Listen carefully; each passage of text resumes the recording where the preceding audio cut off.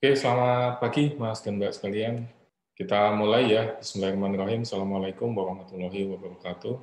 Oke, jadi bahasan pada pagi dan siang hari ini akan mengulang sedikit tentang apa yang sudah dipresentasikan kelompok 5 kemarin mengenai network dan ekonomi, kenapa bisnis pada era sekarang, era teknologi, era digital ekonomi, dan seterusnya ini begitu mengandalkan dirinya pada jejaring. Kemudian nanti kita akan bahas sedikit tentang standar, tentang technical interrelatedness, tentang sistem scale ekonomis, kemudian quasi-reversibility, dan path dependency. Yang beberapa hal yang terakhir ini belum sempat di-cover kemarin di presentasi kelompok 5, jadi nanti mungkin akan saya tambahkan sedikit di sana ya. Oke, yang pertama dulu, mengapa network itu menjadi sangat penting, karena menurut Kevin Kelly, apa yang menjadi penggerak atau landasan bagi berkembangnya perdagangan atau bisnis di internet adalah konsep atau gagasan tentang network ekonomi. Jadi network ekonomi itu adalah sebuah sistem perekonomian yang dibangun atas dasar ribuan atau bahkan jutaan atau miliaran jejaring yang ada. Dan kata jejaring ini bisa bermakna apapun ya, bisa jejaring pengguna, bisa jejaring forum, kemudian bisa juga subscriber, follower, kemudian bisa juga bisnis, bisa juga infrastruktur teknologi, dan lain sebagainya. Kemudian berangkat dari itu, maka yang namanya internet dan perekonomian yang didasarkan pada ekonomi berbasis jejaring tidak akan bisa hidup tanpa adanya jaringan, tanpa adanya network. Karena network itu tadi dalam bentuk dan ukuran apapun adalah alat yang menghubungkan atau sarana yang menghubungkan kita semua, mengkomunikasikan kita semua, memungkinkan kita semua untuk saling bertukar informasi antara satu dengan yang lain. Sebagai contoh, kalau ini kemarin sudah disinggung di dalam presentasi, jadi kalau kita punya satu mesin telepon atau satu mesin fax, itu nggak ada gunanya. Karena tidak bisa digunakan untuk berkomunikasi dengan yang lain. Tapi ketika mesin telepon atau mesin fax tadi terhubung dengan pengguna yang lain, maka dia akan menjadi sesuatu yang jauh lebih bermakna. Nah, gagasan ini sama seperti gagasan tentang network tadi, bahwa internet itu pada dasarnya menghubungkan begitu banyak orang, begitu banyak nodes atau network ya. Jadi semakin banyak yang terhubung, maka nilai dari internet itu sendiri akan semakin tinggi. Kemudian ketika kita bicara tentang network ekonomi, pada dasarnya ini bukan sesuatu yang baru. Jadi namanya jejaring itu sudah ada sejak zaman dulu ya. Di Italia ada jaringan mafia yang sudah terkenal, legendaris. Kemudian di banyak belahan dunia yang lain, bahkan kalau kita kembali ke masa-masa tradisional ya, zaman-zaman jalur sutra, perdagangan jalur sutra itu sudah terbangun jejaring di antara mereka. Tetapi dengan adanya internet, maka peluang-peluang baru itu menjadi bermunculan. Karena opportunity untuk bisa menghubungkan lebih banyak orang itu menjadi tidak terbatas. Bahkan kalau Anda berada di Mars, Anda berada di bulan, begitu, Anda berada di luar angkasa, selama Anda terhubung dengan internet, Anda masih bisa memanfaatkan, Anda masih bisa menggunakan. Lalu yang juga penting adalah bahwa internet tadi memungkinkan adanya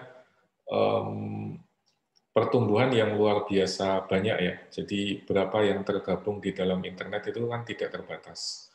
Beda kalau kita bicara tentang organisasi atau tadi tentang mafia gitu. Kalau terlalu besar kan jadi nggak efektif. Anda mau membuat jejaring apa namanya jejaring partai politik misalnya. Kalau terlalu banyak orang yang tergabung menjadi tidak eksklusif lagi. Tapi dengan adanya internet, nodes yang terhubung itu bisa menjadi tidak terbatas. Dan semakin banyak nodes yang terhubung di dalam jejaring Anda, maka nilai dari jejaring tersebut akan semakin tinggi. Ini kemarin yang sudah dibahas oleh presentasi kelompok 5. Dan kita juga tidak boleh lupa bahwa bisnis itu akan selalu bergantung pada jejaring, entah itu jejaring customer, entah itu jejaring untuk iklan, advertising, jejaring untuk supplier yang membantu kita untuk melakukan menyuplai bahan-bahan yang nanti akan kita gunakan untuk berproduksi, kemudian jejaring investor yang akan membantu kita memberikan pendanaan, dan lain sebagainya. Jadi keberadaan bisnis itu sejalan dengan perkembangan internet ya, karena bisnis itu membutuhkan adanya jejaring. Kemudian dengan adanya internet memungkinkan pertukaran informasi yang lebih fluid, yang lebih cair, dan dari sisi bisnis semakin network itu bertumbuh, semakin jejaring itu bertumbuh, makin banyak orang yang berpartisipasi, maka bisnis itu menjadi semakin valid. Jadi kalau semakin banyak orang menggunakan aplikasi Anda, semakin banyak orang menggunakan bisnis Anda, berarti bisnis Anda itu bisa divalidasi. Karena orang suka dengan bisnis Anda atau suka dengan ide yang Anda tawarkan, gagasan yang Anda tawarkan. Jadi makin banyak orang yang menggunakan, makin banyak jejaring yang masuk, itu bisa menjadi bukti validasi bahwa bisnis Anda memang sesuatu yang layak untuk dijalankan.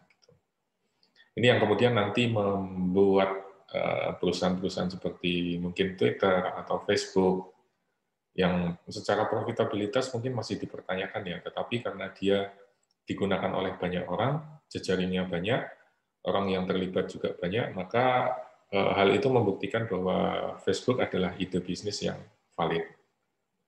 Sama juga kalau di Indonesia seperti Traveloka, Tokopedia, Bukalapak, dan seterusnya.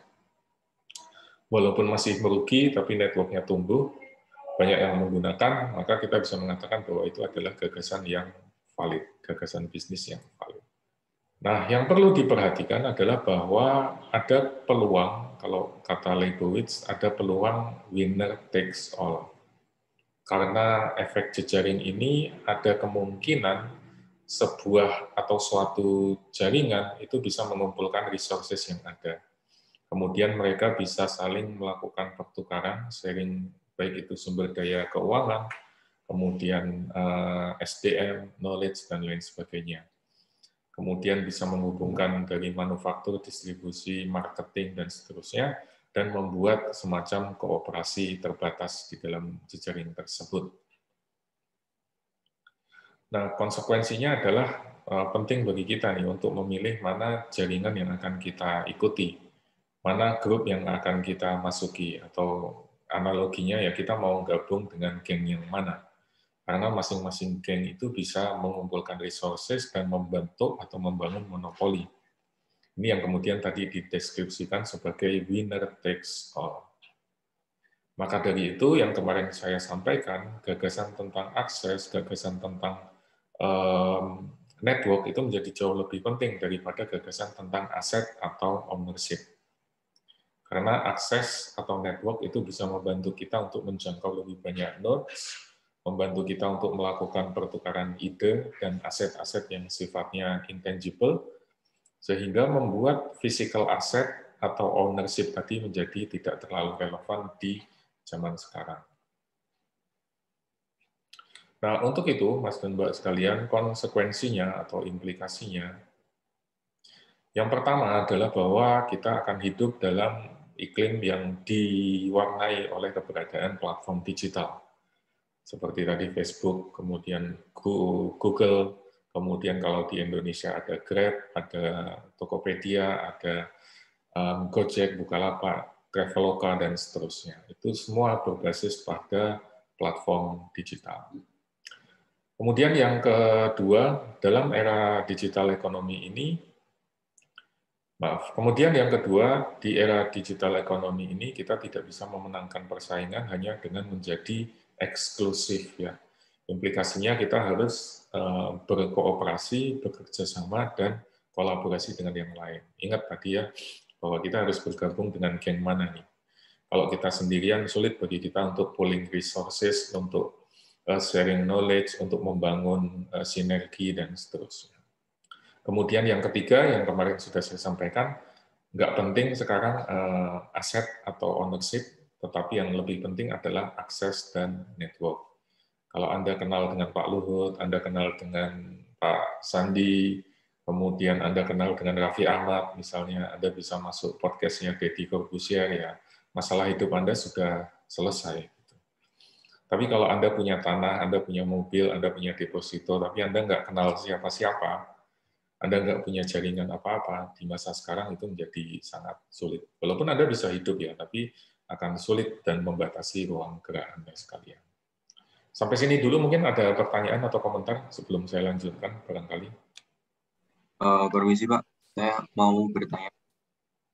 Silakan Mas. Uh, Terkait dengan aset dan juga ownership, dalam batasan berapa aset atau ownership itu bisa kalah dengan yang namanya network, Pak? Karena kalau sepemahaman saya mungkin semacam Gojek atau beberapa Tokopedia pun startup-startup yang ada di Indonesia, di saat ada venture capital yang lebih besar atau mungkin ada perusahaan yang secara aset itu lebih besar daripada Gojek, walaupun secara network tidak sebesar Gojek atau Tokopedia, itu bisa dalam tanda kutip mungkin melahap atau juga membeli saham dari Tokopedia atau Gojek itu sendiri, Pak. Jadi mungkin kalau dalam kasus yang seperti Rothschild itu, Pak. Rothschild kan juga mengakuisisi, katakanlah membeli aset atau ownership, dan mungkin secara network Rothschild itu tidak sebanyak mungkin dalam digital mungkin. Dan kalau saya melihat seperti ini, mungkin dalam kok pemahaman saya, Pak, mohon kalau misalnya salah tolong dibenarkan. Kalau pemahaman saya, sepertinya kalau ownership atau aset itu akan tetap dalam cakupan tertentu akan tetap lebih unggul daripada network gitu, Pak. Gitu. Oke, makasih Mas. Ya, kalau ukuran pastinya ya, berapa persen kita harus menguasai aset, berapa persen kita harus menguasai network, itu memang belum ada penelitian yang, sepengetahuan saya belum ada penelitian yang menentukan jumlah pastinya harus sekian gitu. Kemudian yang berikutnya adalah bahwa physical asset itu bukan berarti tidak penting, itu masih menjadi sesuatu yang penting, masih jadi sesuatu yang bisa dikapitalisasi, tetapi ke depan saya melihat bahwa keberadaan physical asset itu menjadi semakin tidak relevan. Jadi keberadaan network, keberadaan akses itu ke depannya akan semakin lebih diutamakan ketimbang berapa banyak atau berapa besar physical asset yang kita miliki. Kalau dalam konteks perusahaan ya apa namanya seperti berapa gedung yang Anda miliki, berapa pabrik yang Anda miliki, berapa kendaraan, mesin produksi dan lain sebagainya itu mungkin ke depan akan semakin tidak terlalu relevan. Apalagi dalam konteks bisnis-bisnis yang berbasis teknologi. Kalau bisnisnya masih konvensional, tidak menggunakan teknologi, tidak terpengaruh oleh teknologi, misalnya Anda bekerja di sektor pertanian, kemudian Anda punya lahan kelapa sawit, ya physical asset masih relevan. Kalau Anda punya kebun yang luas, ya berarti Anda punya aset yang banyak, Anda bisa memanen lebih banyak daripada kompetitor Anda. Ya, karena tidak terpengaruh dengan keberadaan teknologi. Demikian juga kalau Anda masuk ke sektor manufaktur misalnya, kalau Anda punya kapasitas pabrik yang besar dan memang mungkin produk yang Anda kerjakan labor intensif, nggak ada hubungannya dengan teknologi misalnya, ya semakin besar yang Anda miliki, physical asset yang Anda miliki, tentu akan memberikan keunggulan kompetitif buat Anda. Tapi di sektor-sektor yang terpengaruh oleh teknologi, terdampak oleh teknologi, keberadaan aset, physical asset menjadi semakin kurang relevan. Keberadaan network itu yang kemudian menjadi lebih kuat gitu, Mas. Nah, seperti Rothschild, ya mungkin keluarga Rothschild sudah eksis di bisnis-bisnis yang sangat established ya. Tapi untuk sektor perbankan misalnya, saya melihat bahwa keberadaan digital banking, keberadaan perusahaan-perusahaan fintech itu juga pelan-pelan sudah mulai menggerus nih, sudah mulai bisa mengambil. Kalau nyalip belum ya, tetapi sudah mulai menunjukkan ancaman ya kepada bisnis-bisnis yang semula mereka kuasai gitu. Tapi untuk perusahaan atau industri atau sektor yang tidak terpengaruh oleh teknologi sama sekali, mungkin masih relevan memiliki physical asset. Tapi ketika sektor atau industri itu sudah terpengaruh oleh teknologi, apalagi teknologi digital, aset atau ownership itu menjadi tidak terlalu relevan. Nah, ukuran pastinya itu masih sepanjang pengetahuan saya sih masih dalam penelitian, ya belum ada yang kemudian harus sekian persen atau harus proporsinya sekian dan seterusnya, itu belum ada ukuran pastinya. Gitu Mas Firdaus. Oke Pak, ya Pak. Baik Pak, terima kasih Pak penjelasannya Pak. Nah, ini tadi melanjutkan saja apa yang baru saja kita diskusikan, bahwa di dunia baru ini, di era baru ini, bukan soal ikan yang besar tadi, bukan soal berapa banyak yang Anda miliki, tetapi soal small fish, ya, soal ikan yang lebih kecil, tetapi dia lebih cepat, lebih agile. Jadi Anda kalau punya bisnis atau punya usaha yang lebih responsif, yang lebih fleksibel, yang lebih adaptif, lebih fast, itu bisa membuat Anda memenangkan persaingan karena Anda bisa memakan ikan-ikan yang lebih kecil. Ini kata Klaus Schwab, pendiri dan eksekutif chairman dari World Economic Forum. Beliau yang mengusulkan kata Industrial Revolution 4.0 dan seterusnya. Oke, masuk ke network ya, gagasan tentang network externality. Jadi dalam kehidupan kita, kita pasti menggunakan jejaring. Misalnya Anda menjadi pengguna jasa layanan telepon, entah itu pakai XL atau Telkomsel atau Indosat atau yang lainnya. Anda juga pasti tergabung dalam jaringan media sosial, entah itu Facebook, Line, WhatsApp, Instagram, dan seterusnya. Dan berapa besar permintaan atas jasa-jasa tersebut tergantung pada berapa besar network yang dimiliki. Sebagai contoh, kalau misalnya Facebook atau WhatsApp di Indonesia layanannya ditutup, ya, karena penggunanya banyak sekali, maka akan muncul kegaduhan nih. Orang bisa protes, netizen bisa komplain, bisa marah-marah, dan seterusnya. Tapi kalau misalnya kita bandingkan dengan aplikasi yang kecil-kecil ya, seperti Clubhouse misalnya, yang dianggap masih belum terlalu besar, atau Tinder misalnya yang spesifik niche tertentu, kalau mereka menutup layanannya dari Indonesia, mungkin ya masyarakat biasa-biasa saja, tidak sampai menimbulkan kegaduhan, karena the size of the network-nya belum terlalu besar. Nah, konsep network externality itu adalah konsep yang menggambarkan, menunjukkan bahwa penambahan satu orang itu bisa memberikan dampak terhadap jejaring tersebut. Kalau dampaknya positif, ya namanya positif externality. Kalau dampaknya negatif, ya namanya negatif externality.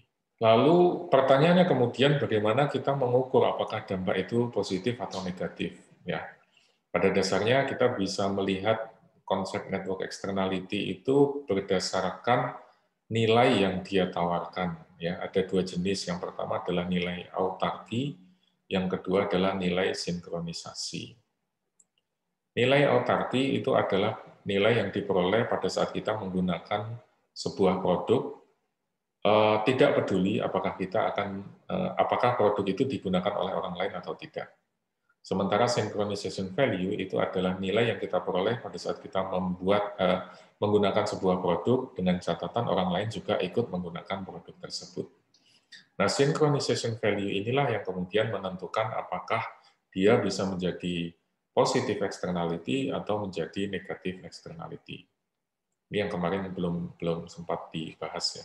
Ini adalah contoh ya, Mas dan Mbak sekalian. Kalau kita lihat pesawat telepon yang konvensional seperti ini, dia tidak memiliki autarky value.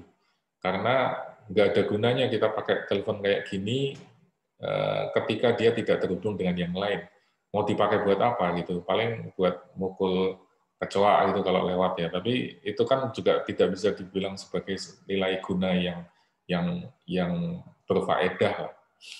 Sebaliknya kalau kita bandingkan dengan komputer itu punya autarky value, walaupun dia tidak terhubung ke internet. Karena Anda tetap bisa main game, Anda tetap bisa ngetik skripsi, Anda tetap bisa bikin PPT, Anda bisa gunakan untuk nonton drakor atau melakukan banyak hal, walaupun tidak terhubung ke internet. Ya dengan catatan tentunya datanya sudah ada di dalam laptop tersebut ya. Nah, kembali ke mesin telepon tadi, ketika mesin telepon tadi terhubung ke orang lain, maka synchronization value-nya menjadi ada. Karena Anda bisa gunakan telepon ini untuk ngobrol dengan orang lain, untuk menyambung silaturahmi, dan seterusnya. Demikian juga dengan komputer tadi, ketika kita hubungkan dengan internet, ya value-nya menjadi semakin tinggi. Karena Anda bisa, misalnya bisa dipakai untuk Zoom, seperti ini, ikut kelas, ikut seminar, ikut conference. Atau bisa juga untuk buka Netflix, atau bisa juga digunakan untuk misalnya Anda main game online, main PUBG, dan lain sebagainya. Jadi ada perbedaan nih untuk mengukur ada tidaknya positif atau negatif network externality, kita harus lihat dari sisi autarky value dan synchronization value. Kalau sebuah produk itu tidak terhubung ke jaringan dan tidak memberikan nilai apa-apa, berarti autarky value-nya 0. Kalau sebuah produk itu terhubung ke jaringan dan ada nilai yang bisa diperoleh dari sana, maka synchronization value-nya ada atau bertambah. Dan itu yang kemudian menentukan apakah sebuah produk itu terkena network externality atau tidak. Dalam kasus ini, dua-duanya punya atau mengandung network externality, ya. Karena ketika terhubung ke internet atau terhubung ke saluran telepon, keduanya bisa memberikan manfaat yang lebih besar.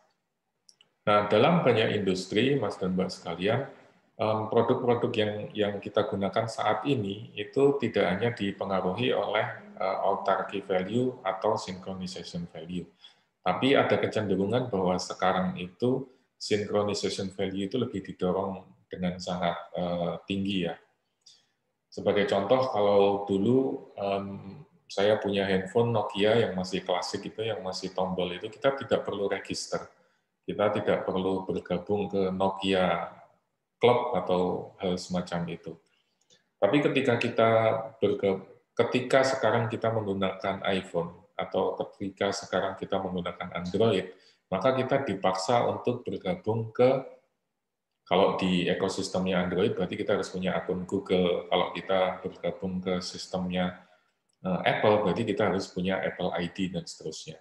Jadi ada pergeseran di sini. Kalau dulu produk-produk berbasis teknologi itu hanya menyandarkan dirinya pada autarky value, tapi semakin ke sini, synchronization value-nya juga didorong, atau network externality-nya juga didorong. Tujuannya apa ya? Tentu saja supaya perusahaan-perusahaan itu bisa menciptakan network externality yang kuat.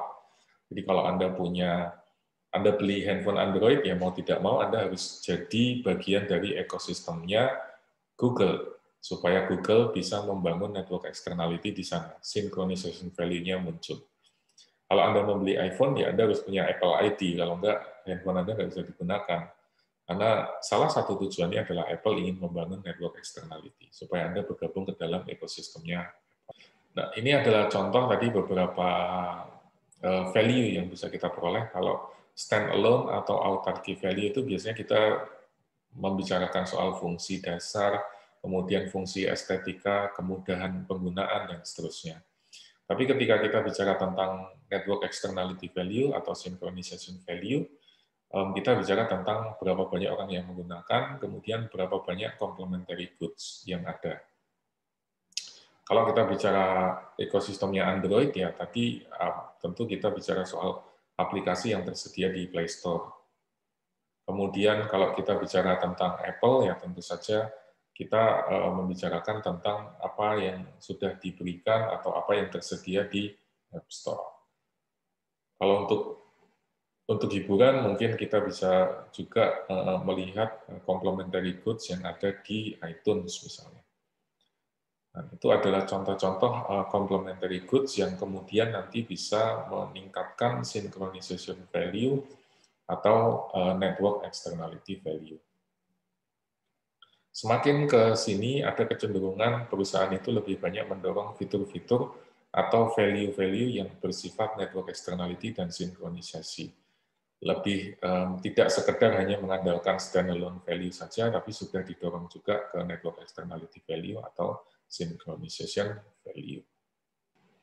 Nah, di dalam contoh ini yang perlu diperhatikan adalah Mas dan Mbak sekalian, Kalau Anda hanya menawarkan standalone functionality, Anda hanya menawarkan autarky value saja, maka overall value Anda bisa dianggap lebih rendah.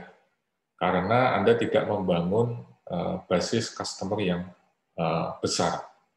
Tapi kalau Anda bisa menciptakan network externality atau synchronization value, maka Anda bisa menghubungkan nih, semua user yang ada, sehingga punya network externality yang besar.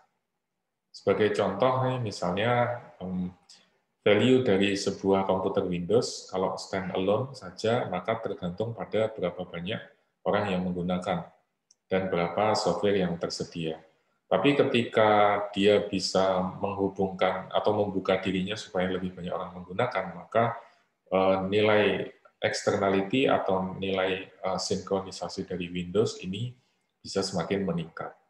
Sebaliknya, Apple zamannya Next sebelum Steve Jobs dipecat dari perusahaannya sendiri adalah komputer yang sangat canggih di masanya ya. Sebelum ada IBM PC itu, Apple adalah komputer yang sangat melampaui zamannya lah. Tetapi dia lebih tertutup, sehingga penggunanya jumlahnya lebih sedikit. Kemudian akibatnya kompatibel software-nya juga lebih sedikit. Karena orang yang menggunakan Apple menjadi lebih sedikit kan, produsen pembuat software juga malas untuk mengembangkan produk yang berbasis Apple. Akibatnya, walaupun mereka lebih superior, tetapi karena tidak punya jejaring, maka Apple kalah saing dengan Microsoft di masa itu. Sekali lagi ini untuk menekankan kembali arti pentingnya sebuah jejaring, tadi yang ditanyakan oleh Mas Firdaus ya, bahwa lebih penting bagi kita untuk memiliki jejaring yang luas, yang terbuka, yang banyak, yang beragam, daripada kalau kita punya keunggulan teknologi sekalipun. Karena keunggulan teknologi pun bisa dikalahkan oleh jejaring yang lebih besar. Itu mungkin lesson learn-nya yang bisa kita pelajari dari network externality. Kemudian kemarin juga sudah dibahas oleh kelompok 5, network externality itu bisa bersifat positif ketika value atau nilai dari sebuah produk dan jasa yang kita gunakan itu akan semakin meningkat pada saat orang semakin banyak menggunakan. Umumnya kita kenal ini sebagai network effect. Kemudian teknologi spillover itu adalah salah satu bentuk dari positive network externality, karena sebuah teknologi yang dikembangkan itu biasanya nanti akan berimbas atau akan mendorong terciptanya perkembangan atau pertumbuhan teknologi di sisi yang lain. Nah, kadang-kadang, ini juga kemarin sudah ditanyakan ya, bahwa kadang-kadang network effect itu bisa bersifat positif, tapi ketika sampai pada level tertentu, mungkin saja ada kemungkinan dia bisa menjadi negatif. Sebagai contoh, kalau Anda bergabung ke sebuah situs misalnya, ketika situsnya masih sedikit yang menggunakan, maka nggak ada masalah, everybody happy.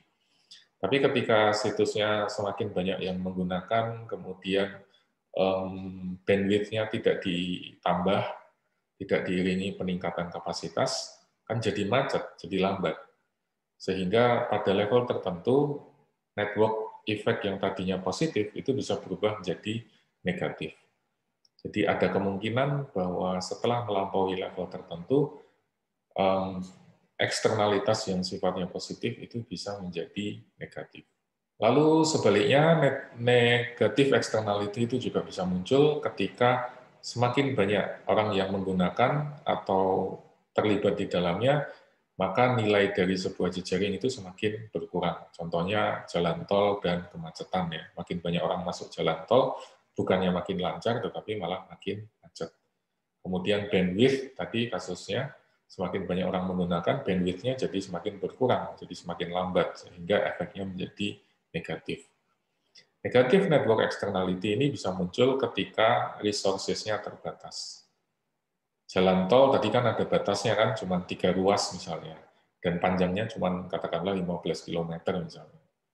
Kemudian bandwidth juga ada kapasitasnya kan, misalnya hanya 1 megabit per second saja misalnya. Tapi ketika resources itu tidak terbatas, infinite, maka negatif network externality itu tidak akan muncul. Nah, tugas pemerintah di sini atau regulator sesungguhnya adalah membantu mendorong externality yang sifatnya positif, tentu saja, dan menghindari externality yang sifatnya negatif. Kalau untuk contoh jalan tol tadi ya, membantu supaya jalan tol itu bisa lancar, membangun jalan baru supaya tidak menimbulkan kemacetan dan seterusnya. Kalau dalam konteks internet misalnya ya, pemerintah membangun infrastruktur biar bandwidth-nya bisa ditambah. Biar semakin banyak orang menggunakan online learning atau pakai Zoom seperti ini, tidak kemudian terus jadi lambat, terus jadi kepental keluar, dan seterusnya. Lalu tugas yang kedua adalah menghindari market failure, kegagalan pasar ya. Kemarin sudah disampaikan juga di dalam presentasinya kelompok 5. Ini adalah tugas dari pemerintah atau regulator untuk menghindari kalau eksternalitas itu kebablasan, dia bisa menimbulkan kegagalan pasar. Nah, apa dampaknya? Nah, yang perlu diperhatikan dalam hal eksternalitas ini bahwa yang namanya jejaring itu punya berbagai macam jenis ya, Mas dan Mbak sekalian. Nah, jenis-jenis itu mudahnya kita sebut saja sebagai standar. Nah, dalam sebuah jejaring itu biasanya mereka punya standar yang berbeda-beda. Misalnya kalau di kendaraan nih, ada yang nyetirnya di sisi sebelah kanan, misalnya di negara-negara Amerika, kemudian Eropa daratan, itu kebanyakan nyetirnya ada di sebelah kanan jalan ya. Sebaliknya di Indonesia, kemudian di negara misalnya seperti Inggris dan jajahannya, Australia, Malaysia, kemudian Hong Kong, dan lain sebagainya, itu jalannya ada di sebelah kiri. Ini adalah contoh sederhana dari sebuah standar. Kenapa dulu dipisahkan begini? Konon awalnya kan berasal dari Inggris karena di London Bridge itu sebuah jembatan yang kecil, yang sempit, tapi digunakan untuk pasar di kiri kanannya. Nah, supaya tidak terjadi kemacetan, maka pemerintah saat itu membagi. Kalau Anda datang dari sebelah kanan, ya jalannya di sebelah kiri. Kalau Anda datang dari sebelah kiri, jalannya di sebelah kiri Anda. Gitu. Jadi supaya tidak terjadi kemacetan di London Bridge ini. Sudah dibongkar sekarang, jadi sudah tidak ada karena sekarang menjadi jembatan yang bersih, tapi dulunya adalah sebuah pasar yang sangat populer. Kemudian alasan yang kedua adalah karena sebagian besar orang itu tidak kidal ya. Jadi mereka menggunakan tangan kanan ya. Sehingga kalau Anda jalan di sebelah kiri, Anda naik kereta kuda atau Anda naik kuda gitu, Anda bisa menggunakan pedang di tangan kanan Anda. Tapi kalau Anda jalan di sebelah kanan, kan Anda nggak bisa menggunakan pedang Anda ya, karena Anda pegang senjata di sebelah kanan, sementara musuh datangnya dari arah yang berlawanan. Nah, tapi itu semua kemudian konon diubah oleh Napoleon Bonaparte ketika Perang Eropa, karena Napoleon itu kan kidal ya, jadi dia ubah nih yang standarnya kanan, kemudian pindah, yang standarnya jalan di sebelah kiri, sekarang jalan di sebelah kanan. Pertama karena Napoleon konon adalah orang yang kidal, sehingga dia ingin bisa tetap menggunakan tangan kirinya untuk memegang pedang. Dan orang itu kan datangnya dari arah yang berlawanan, sehingga bisa ditebas dengan menggunakan tangan kirinya.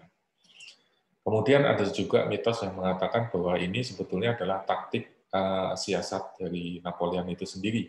Karena kita tahu Napoleon kan panglima perang yang cukup cerdas ya.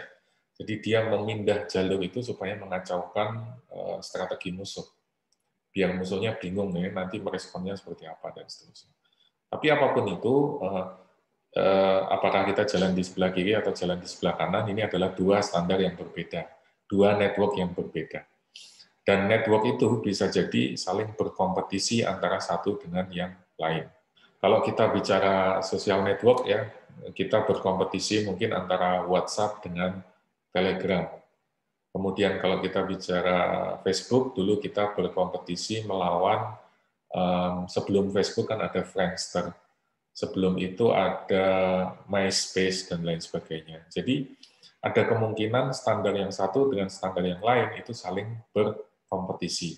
Apalagi kalau standar itu dimiliki oleh satu perusahaan. Dan mereka saling bersaing ya, tentu saja setiap perusahaan ingin supaya standar yang dimilikinya menang. Sama seperti sekarang ya, kalau Anda perhatikan, kenapa Grab dan Gojek itu saling bersaing ya, karena Grab dan Gojek punya standarnya sendiri-sendiri. Di satu sisi mungkin Grab dengan OVO dan kelompoknya dengan Tokopedia dan lain sebagainya berupaya untuk membangun jejaring mereka sendiri. Lalu di sisi lain Gojek dengan GoPay itu membangun standar mereka sendiri, mengakuisisi Bank Jago misalnya dan mengakuisisi banyak perusahaan lain dan seterusnya. Mereka ini saling beradu nih, berperang antara satu dengan yang lain. Dan perangnya masih terjadi sampai sekarang. Dan itulah alasan kenapa keduanya sering sekali memberikan promo, keduanya sering sekali memberikan cashback, karena mereka berupaya untuk menciptakan network effect yang kuat. Jadi inginnya kalau dari sisi Grab ya, sekali Anda jadi customer Grab, ya udah jadi Grab aja, nggak usah pindah ke Gojek. Sebaliknya kalau nanti Anda berada di Gojek, mereka inginnya Gojek ya supaya customer-nya jangan pindah ke Grab ya, karena ingin membangun network externality.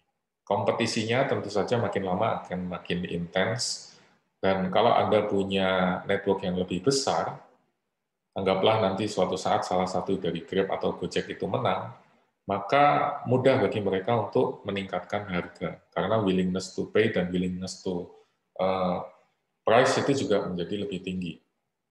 Sebagai contoh, kita sekarang tergantung dengan Microsoft Windows ya.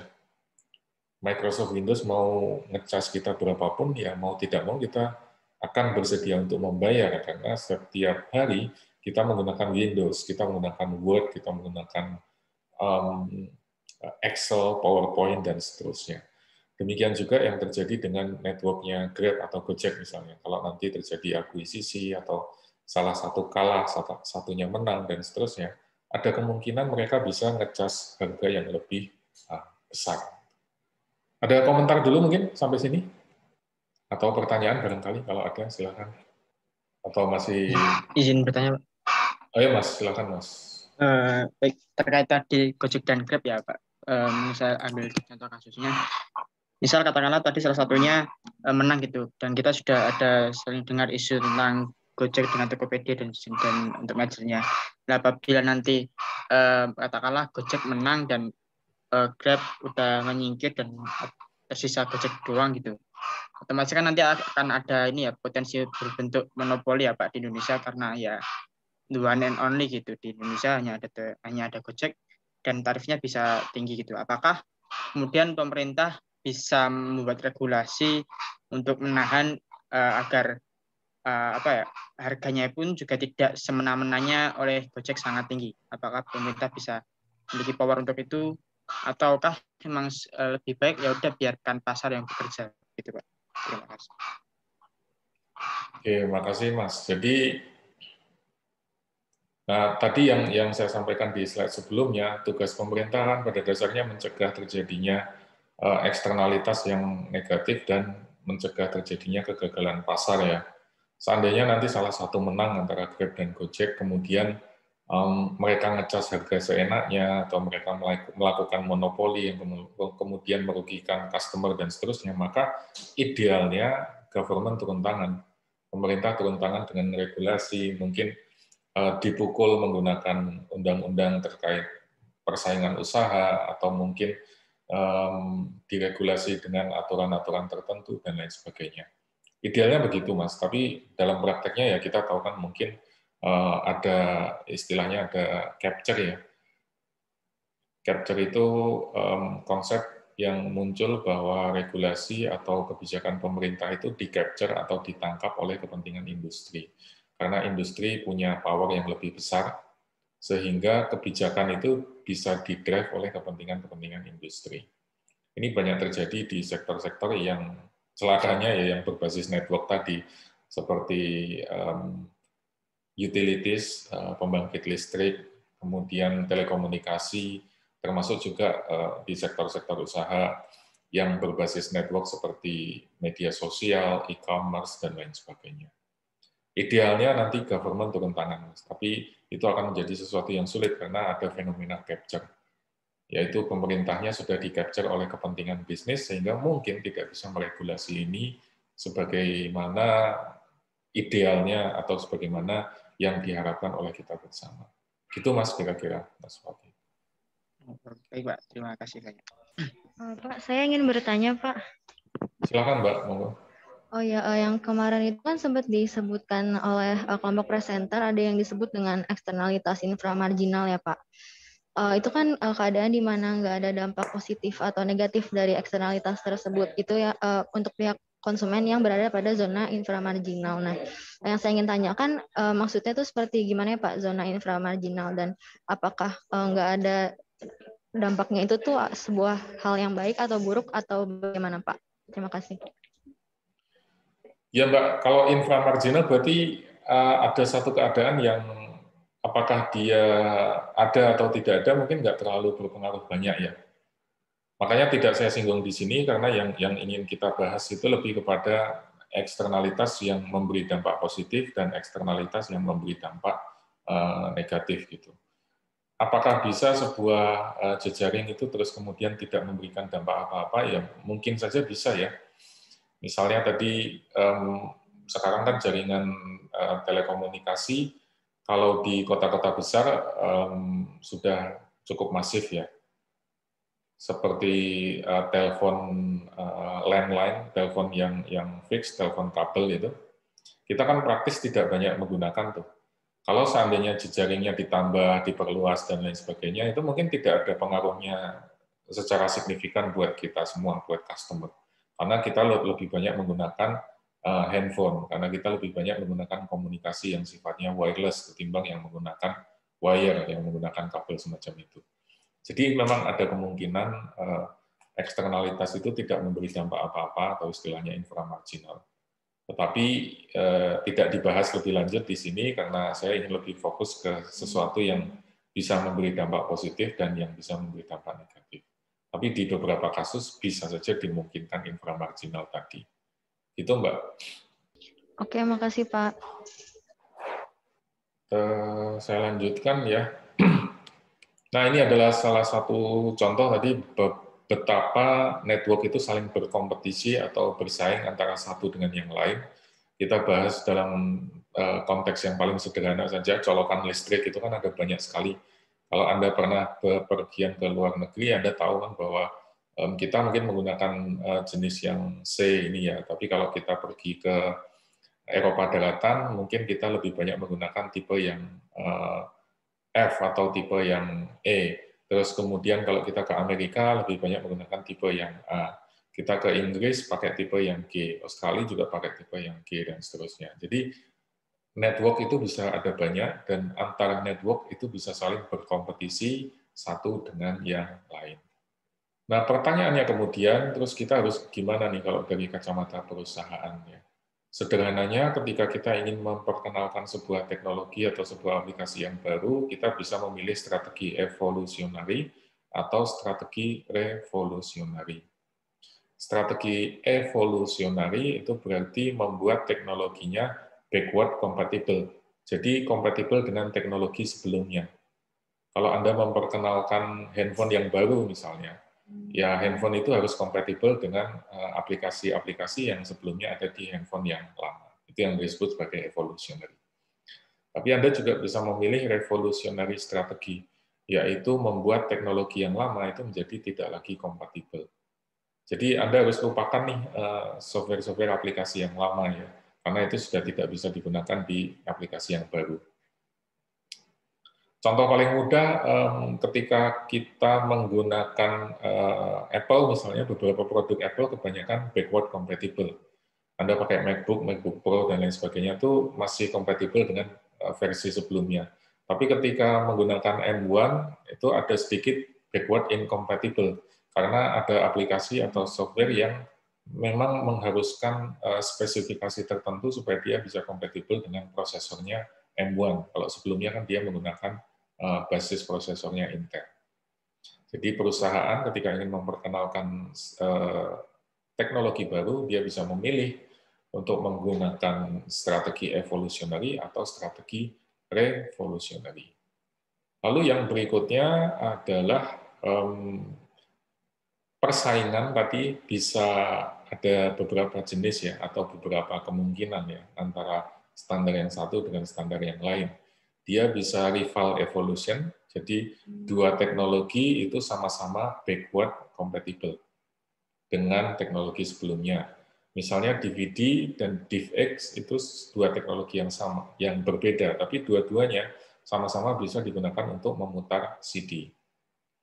Atau kita bisa memilih evolution dan revolution. Jadi salah satu teknologi backward compatible, salah satu teknologi backward incompatible. Atau bisa juga dengan rival revolution, jadi kedua teknologi sama-sama incompatible. Misalnya versi terbaru Nintendo dan PlayStation itu dua-duanya tidak kompatibel dengan versi sebelumnya. Ini beberapa pilihan strategi yang bisa kita ambil kalau kita ingin memperkenalkan teknologi baru dan mempertimbangkan persaingan yang ada di hadapan kita. Ini adalah pertanyaan besarnya. Kalau kita ingin memperkenalkan sebuah produk atau sebuah jasa atau sebuah teknologi yang baru, dan harus yang perlu kita perhatikan adalah tentang current atau existing teknologi. Apakah tadi kita mau evolutionary atau revolutionary? Pertanyaan besarnya adalah Anda terhadap kompetitor seperti apa? Apakah Anda lebih kuat atau Anda lebih lemah? Kemudian apakah Anda punya resources yang cukup besar atau tidak? Karena strategi revolutionary itu biasanya berisiko tinggi. Tapi kalau sukses, ya semuanya ikut Anda. Gitu. Tapi kalau tidak sukses, ya kan Anda hancur-hancuran di sana. Maka dari itu penting untuk mempertimbangkan posisi Anda terhadap kompetitor dan resources yang Anda miliki saat ini. Ini yang kemudian menentukan apakah Anda mau evolutionary atau revolutionary. Nah, strategi berikutnya yang juga penting adalah bagaimana kita menyingkirkan incumbent ya, terutama kalau kita adalah pemain baru, kemudian ingin mengalahkan pemimpin pasar dan seterusnya. Kita bisa gunakan konsep disruptive innovation yang kemarin sudah diperkenalkan dengan cara memperkenalkan improvement atau inovasi yang dramatis, misalnya lompatnya jauh, kemudian Anda bisa berikan dengan harga yang lebih murah. Tapi di sisi lain, Anda juga tetap harus memperhatikan kompatibilitas dengan yang sudah ada sebelumnya. Tadi yang disebut sebagai konsep backward incompatibility. Jadi kalau Anda ingin menyingkirkan pesaing, pemain pasar gitu, misalnya Anda ingin mengalahkan Gojek gitu ya buatlah aplikasi yang dramatik, yang peningkatannya itu tidak hanya 1 kali, 2 kali, tapi bisa 3 kali atau 4 kali, 5 kali lebih bagus, tapi dia tetap compatible, backward compatible dengan teknologi yang sudah ada saat ini. Tidak mengharuskan kita menggunakan handphone baru, atau tidak mengharuskan kita nambah memori, upgrade OS, dan lain sebagainya. Ini adalah salah satu cara yang bisa kita gunakan untuk mengalahkan incumbent. Lalu, apa pentingnya ya mempertahankan network effect ya? Network effect itu adalah salah satu dari yang disebut sebagai economic moat. Moat itu adalah seperti parit gitu ya. Jadi kalau Anda bayangkan zaman dulu ada benteng ini atau ada kastil begitu. Anggap saja ini kastil ya. Biasanya dia akan dikelilingi oleh sebuah parit. Nah, parit ini terus kemudian nanti ada jembatannya, Anda bisa masuk dari jembatan ini. Ini yang disebut sebagai moat. Nah, semakin besar moat, maka semakin besar competitive advantage yang Anda miliki. Karena ada ruang gerak yang cukup besar nih, ketika nanti pesaing menurunkan harga, misalnya Anda punya spare yang lebih besar. Itu yang membuat bisnis Anda lebih kompetitif, lebih punya sustainable competitive advantage di jangka panjang. Nah, economic moat itu ada banyak. Misalnya, kita bisa menimbulkan economic moat dari switching cost, dari intangible asset, dari network effect yang kita bahas saat ini, kemudian dari sisi biaya, cost advantage, kemudian dari sisi efficient scale atau skala ekonomi. Economic moat ini juga tidak berdiri sendiri karena network effect itu biasanya berhubungan dengan switching cost, berhubungan juga dengan economies of scale. Kemudian kalau networknya sudah semakin besar, dia juga punya cost advantage yang lebih tinggi. Maka dari itu penting bagi kita untuk mempertahankan atau mungkin membuat network effect yang besar, karena sekali lagi ini adalah salah satu moat yang bisa kita gunakan untuk memberikan competitive advantage bagi kita yang sifatnya sustainable. Kalau kita punya network effect yang kuat kan switching cost-nya jadi tinggi. Orang jadi sulit nih. Misalnya kita semua menggunakan Microsoft Windows gitu. Mode-nya kan tinggi banget sehingga sulit bagi kita untuk berpindah ke Apple atau ke Linux atau ke sistem operasi yang lain karena switching cost-nya cukup besar. Atau kasus QWERTY yang kemarin juga sudah disinggung, itu juga menunjukkan bahwa QWERTY keyboard itu switching cost-nya udah luar biasa tingginya. Yang berikutnya adalah tentang, nah sekali lagi ya Mas dan Mbak sekalian, bahwa yang perlu diingat adalah network effect ini sesuatu yang sangat penting. Dia bisa memberikan kepada kita competitive advantage yang tinggi. Kemudian, nah, yang perlu diperhatikan, walaupun kita punya network effect yang besar, tapi kita juga tetap hati-hati, karena ini juga bukan jaminan ya, bahwa kemudian kita jadi sukses otomatis gitu, enggak juga. Nah, bagaimana caranya untuk meningkatkan network effect, terutama supaya kita bisa memberikan atau mendapatkan critical mass? Ada banyak cara, misalnya kalau di Instagram itu memberikan user dengan value proposition. Misalnya di Instagram itu kan ada filter yang banyak tuh, yang orang langsung tahu bahwa, oh kalau foto kayak gini ini adalah foto yang dibuat oleh Instagram, bukan oleh aplikasi yang lain. Kemudian kalau Anda bikin Instagram Story itu kan juga banyak fitur-fitur filter ya yang menarik gitu ya.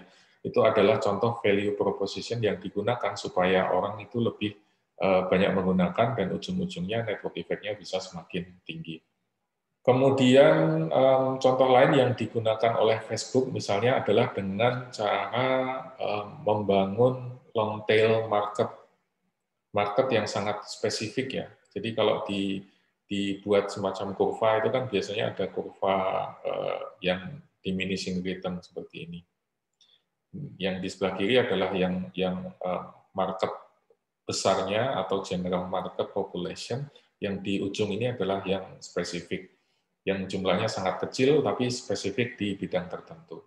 Nah, ini di-leverage dengan sangat baik sekali oleh Facebook misalnya, dengan membuat jejaring grup untuk kampus tertentu yang itu eksklusif dan hanya bisa diikuti oleh alumni atau mahasiswa atau sivitas di kampus tersebut. Atau juga LinkedIn ya, memanfaatkan professional affiliation, Anda tergabung di perusahaan mana dan seterusnya. Jumlahnya memang sedikit, tapi membuat jejaring yang semakin solid ya. Dan kalau dikapitalisasi atau di leverage itu bisa mendorong terciptanya network effect yang semakin besar. Nah, sekali lagi network effect ini bukan satu-satunya. Ada banyak cara yang bisa kita lakukan untuk membangun economic mode, misalnya dengan barrier to entry, jadi first mover advantage, membangun monopoli misalnya, kemudian dengan diferensiasi produk, dengan membuat paten di balik paten dan seterusnya. Itu semua bisa menciptakan economic mode bagi perusahaan Anda. Tapi sekali lagi, kalau kita bicara ekonomi digital, kita bicara perekonomian yang berbasis teknologi, itu akan sangat menyandarkan dirinya pada economic mode yang berbasis network, berbasis jaringan. Ini diambil dari paper yang kedua, yang dicantumkan di dalam silabus juga. Papernya adalah berjudul QWERTY, ya, Clio and the Economic of QWERTY. Jadi di paper tersebut menjelaskan tentang perjalanan sejarah keyboard QWERTY, kemarin sudah disinggung juga di presentasi kelompok 5, yang pada awalnya dibuat di tahun 1867. Kemudian pada dasarnya ya dulu keyboard itu dibuat biasa saja, tetapi karena mekanisme keyboard di masa itu belum sebagus sekarang, sehingga tukang ketik yang profesional itu bisa ngetiknya dengan sangat cepat. Dengan sangat cepat, tapi dampaknya adalah ketika diketik, ketika dipencet, tombolnya tidak terus langsung kembali lagi ke atas. Itu yang kemudian membuat Remington ini menciptakan desain QWERTY. Jadi QWERTY itu memang sengaja dibuat supaya keyboardnya tidak stuck, supaya memperlambat kecepatan tukang ketik, sehingga ketika satu tombol diketik, dia turun ke bawah, nanti masih ada waktu supaya dia balik lagi ke atas. Nah, di tahun 1873 QWERTY dibuat, kemudian dimodifikasi, di launching ulang di tahun 1870-an, 1878, dan sampai 1880. Ini menjadi berkah bagi QWERTY karena seiring dengan bertumbuhnya ekonomi, banyak perusahaan lahir, dan seterusnya, maka kebutuhan atas mesin ketik juga semakin besar. Jadi mesin ketik makin populer di masa itu. Nah, kemudian setelah itu dalam perjalanannya banyak sekali muncul beberapa variasi ya. Misalnya Blickenswerfer ini 1892 memperkenalkan Diatensor, sebuah layout keyboard yang berbeda dengan QWERTY. Kemudian di tahun 1936 diperkenalkan DSK atau Dvorak Simplified Keyboard. Ini digunakan oleh Apple di awal-awal mereka mengembangkan PC ya. Kemudian dalam perjalanannya ternyata beberapa temuan ini tidak bisa mengalahkan QWERTY. Walaupun ada penelitian yang menunjukkan US Navy itu melakukan eksperimen dan QWERTY ini secara skill itu jauh lebih mudah bagi tukang ketik untuk menggunakan dan jauh lebih cepat. Lalu di tahun 2005 nih terbukti bahwa dengan menggunakan DSK, Barbara Blackburn bisa mencetak rekor Guinness World Record 150 kata per menit selama 50 menit berturut-turut dengan menggunakan QWERTY. Ini menunjukkan bahwa desain yang inferior itu tetap bisa menguasai dunia begitu, walaupun kita juga sudah berupaya untuk memperkenalkan beberapa alternatif yang berbeda. Tapi kita tetap terjebak di keyboard dengan desain yang sesungguhnya inferior, yang sesungguhnya dibuat untuk memperlambat kinerja kita. Kita bandingkan dengan pesaing terkuatnya QWERTY, yaitu DSK, Dvorak Simplified Keyboard yang dibuat oleh August Dvorak. Dia punya banyak kelebihan ya, karena lebih balance dari sisi tangan kanan dan tangan kiri. Kalau Anda perhatikan dengan menggunakan tangan kiri, dengan menggunakan QWERTY itu akan sangat berat atau sangat melelahkan di jari-jari sebelah kiri.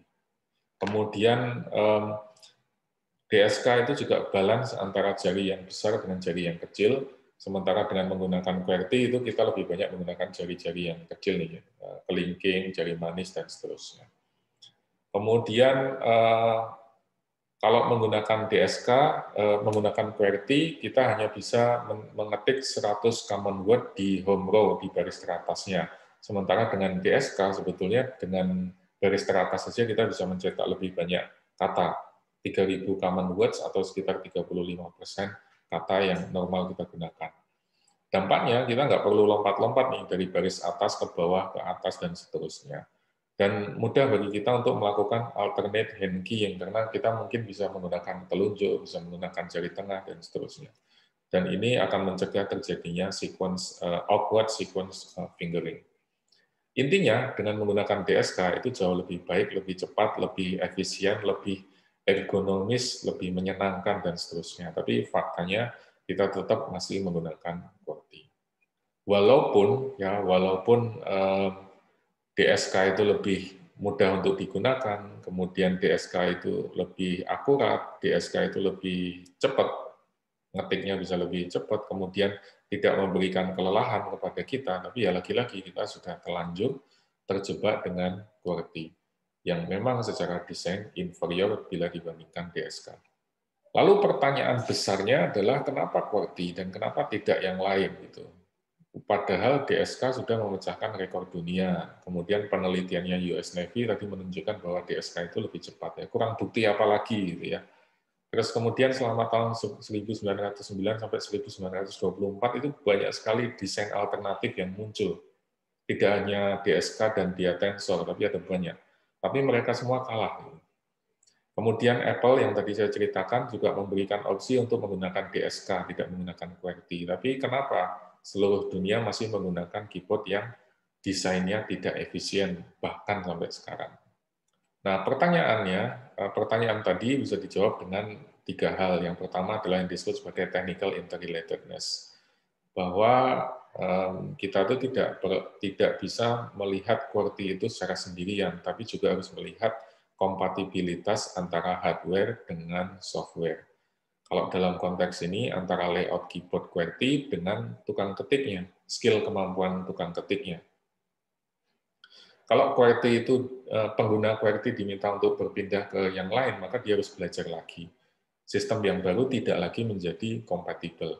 Akibatnya ada learning cost yang harus dikeluarkan. Nah, itu yang kemudian menciptakan lingkaran setan seperti ini. Karena kalau menggunakan QWERTY, kita tidak perlu melakukan training ulang, tidak perlu belajar lagi dari awal. Akibatnya semua perusahaan memilih untuk menggunakan QWERTY. Nah, konsekuensinya pekerja, karyawan semua terbiasa menggunakan QWERTY. QWERTY menjadi universal, standar industri. Sama juga seperti Windows ya, sekarang Windows itu udah jadi standar di banyak perusahaan, bahkan di kampus, dimanapun itu semua menggunakan Windows. Tidak ada learning cost bagi industri untuk merekrut orang yang menggunakan Windows. Bahkan kalau Anda mau melamar pekerjaan, kan syaratnya harus bisa mengoperasikan Microsoft Windows, Word, Excel, dan seterusnya. Akibatnya semua perusahaan akan menggunakan Microsoft Windows, Word, Excel, dan seterusnya. Kemudian karyawan, manajer, orang-orang yang bekerja di perusahaan juga semakin familiar dengan Microsoft Word, Microsoft Windows, dan seterusnya. Ini menjadi semacam standar yang digunakan di perusahaan tersebut. Akibatnya, Microsoft Windows semakin menjadi universal. Dan siklus ini muter aja terus-menerus, membuat Windows menjadi semakin dominan. Ya. Kemudian alasan yang kedua adalah dari sisi economies of scale. Jadi ketika tidak ada alternatif lain yang lebih visible, maka QWERTY akan menjadi semacam industri standar. Akibatnya ketika semakin banyak diproduksi, maka ongkos ekonominya akan menjadi semakin murah. Ketika di awal-awal mungkin ongkos untuk mengembangkan QWERTY mahal ya, tapi ketika dia sudah sampai titik tertentu, nah penambahan ini menjadi semakin murah ya. Ketika melampaui titik ini, penambahan per usernya menjadi semakin murah, menciptakan demand side economies of scale. Akibatnya lebih murah bagi perusahaan untuk memproduksi QWERTY daripada kalau kita harus memproduksi DSK atau aplikasi atau jenis yang lain. Lalu alasan ketiga adalah yang disebut sebagai quasi-irreversibility of investment. Jadi karena investasinya untuk belajar, untuk berganti itu sangat tinggi, maka orang nggak mau menggunakan alternatif keyboard yang lain. Jadi ada semacam sunk cost investment. Saya sudah terlanjur terbiasa menggunakan QWERTY. Saya sudah terlanjur terbiasa familiar pakai Excel, pakai PowerPoint. Jadi ada sunk cost investment di sana. Akibatnya kompetitor itu menjadi sulit untuk mengembangkan aplikasi yang tidak kompatibel dengan apa yang kita gunakan saat ini.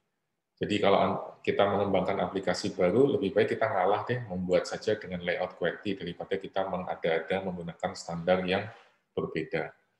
Ini sudah terjadi di Inggris, misalnya dulu mereka mengembangkan jalur kereta api dengan gauge yang lebar, dengan jalur kereta api yang gauge-nya lebih kecil, lebih sempit.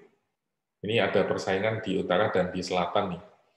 Tapi karena yang lebih kecil ini punya pengikut lebih banyak, maka standar yang ini yang kemudian diakui.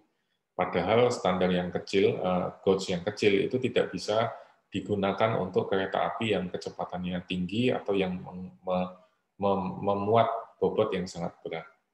Makanya di Inggris tidak ada kereta api super cepat seperti TGV atau TGV kalau di Prancis atau Shinkansen kalau di Jepang, karena desain gauge-nya memang dibuat kecil.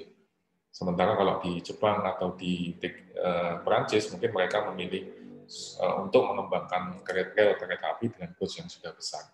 Tapi sekali lagi di Inggris sudah terlanjur terjebak dengan gauge yang kecil, sehingga tidak memungkinkan mereka untuk mengembangkan kereta api dengan kecepatan yang lebih tinggi dan mampu memuat bobot yang lebih besar.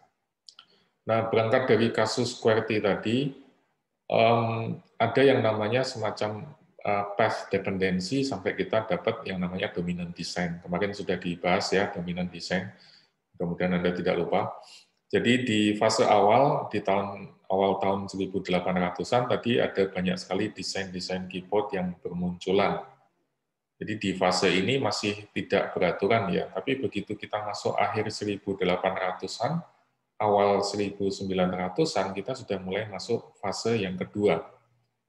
Walaupun ada beberapa alternatif desain, tapi kita sudah mengerucut kepada QWERTY. Kemudian setelah Perang Dunia, kita sudah masuk ke fase yang ketiga, yaitu fase di mana QWERTY menjadi sesuatu yang dominan. Ini tadi menyambung dengan apa yang sudah kita diskusikan di pertemuan kemarin. Di awal-awal ini sifatnya masih fluid, tapi kemudian di fase kedua mereka mulai mencari bentuk, mulai kelihatan apa cikal bakal dominan desainnya. Nah, setelah itu kita sudah masuk ke fase yang ketiga. Saat ini kita masuk ke yang disebut sebagai lock-in. Kita terkunci pada dominan desain, yaitu layout keyboard yang QWERTY. Nah, ini menjadi penting bagi kita, Mas dan Mbak sekalian, karena path dependency itu pada dasarnya menggambarkan atau menjelaskan bahwa apa yang terjadi saat ini itu bukan out of the blue, bukan mak betunduk kemudian keluar jadi seperti ini, tetapi adalah sekumpulan outcome yang berasal dari apa yang terjadi di masa lalu.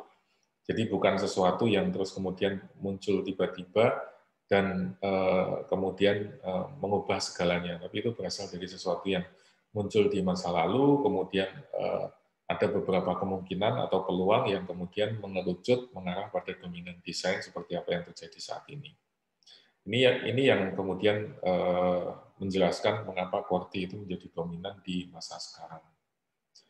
Nah, path dependency itu sendiri, Mas dan Mbak sekalian, path dependency itu menjadi tercipta karena adanya network effect yang tadi sudah kita diskusikan. Dan ini bisa dianggap sebagai market failure. Karena QWERTY itu boleh dibilang kan market failure ya. Karena kita menggunakan layout keyboard yang tidak standar, yang inferior ya, karena masih ada jenis keyboard lain yang lebih bagus. Demikian juga dengan kasus rel kereta api di Inggris yang memilih untuk menggunakan rel kereta api yang kecil, yang sempit, sehingga tidak bisa mengembangkan kereta api cepat, super cepat ya, seperti TGV atau Shinkansen. Kemudian yang berikutnya adalah bahwa teknologi yang superior itu tidak selalu menang.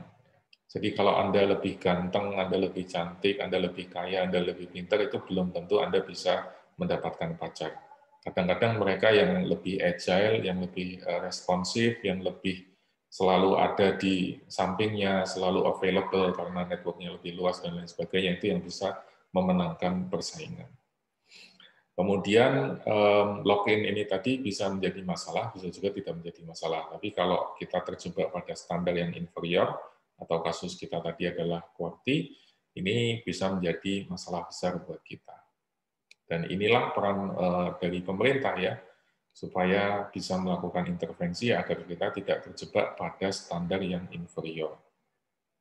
Sebagai contoh, dulu European Union itu memaksakan adanya standar GSM, karena ada standar yang lain kan, yang bisa digunakan untuk komunikasi misalnya dengan CDMA dan lain sebagainya. Tapi European Union memaksakan penggunaan GSM supaya ada interoperability antara negara satu dengan negara yang lain, supaya ada standar yang bisa saling bertukar antara satu dengan yang lain. Ini yang disebut sebagai intervensi government untuk mencegah terjadinya kegagalan pasar atau market failure. Terus apa nih pentingnya atau pelajarannya ya, bahwa yang pertama kita sekarang hidup di era network, sehingga network externality dan network effect itu menjadi sesuatu yang harus menjadi perhatian kita bersama. Kemudian pada saat kita mengembangkan inovasi, pikirkan tentang current teknologinya, apakah kita mau backward compatible atau backward incompatible. Lalu pikirkan tentang kompetitor. Kira-kira kuat nggak nih kita melawan atau head-to-head dengan mereka. Kemudian network effect itu akan bisa menjadi competitive advantage, bisa menjadi economic mode, tapi tidak mudah untuk membangun network effect. Karena ada kecenderungan kita terjebak atau lock-in pada standar yang salah atau standar yang inferior. Dan risiko terjadinya lock-in atau path dependency ini sangat sering dijumpai di network economy. Ini kira-kira beberapa pelajaran yang bisa kita petik ya dari bahasan soal network dan standar. Mungkin gitu aja ya, Mas dan Mbak sekalian, untuk pertemuan kita pada siang hari ini. Terima kasih atas kehadirannya. Sekali lagi saya mohon maaf karena harus mengganti jadwal dan buru-buru begini, tapi mudah-mudahan tetap banyak hal yang bisa kita pelajari dan bisa ditarik manfaatnya. Saya akhiri dulu mungkin sampai di sini. Bila taufiq wal hidayah. Assalamualaikum warahmatullahi wabarakatuh.